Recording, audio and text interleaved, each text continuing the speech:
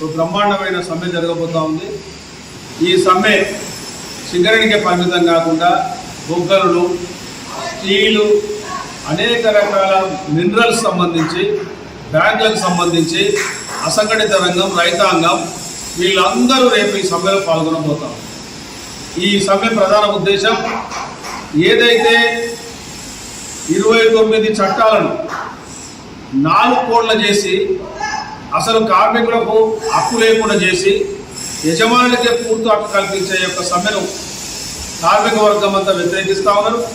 ఇప్పటికే ప్రిపరేటరీ మీటింగులు జరుగుతూ ఉన్నాయి। రేపు ఈ సమ్మె అయితే సంఘం పెట్టుకునే హక్కు ఉండదు।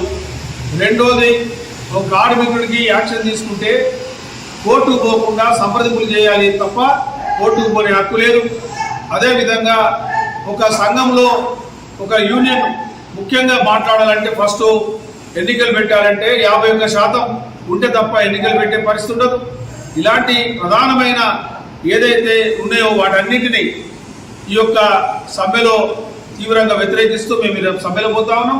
కాబట్టి సింగరేణి కార్మిక వర్గం అంతా మే 20వ తారీఖున అన్ని కార్మిక సంఘాల ఆధ్వర్యంలో జరిగే సమ్మెను జయప్రదం చేయాలి। ఇందులో ప్రస్తుతం ఉన్న సందర్భం ఏంటంటే బిఎంఎస్ మినహాయించి అన్ని జాతీయ కార్మిక సంఘాలు, ప్రాంతీయ కార్మిక సంఘాలు పాల్గొంటా ఉన్నాయి। కాబట్టి ఇదొక అంశం।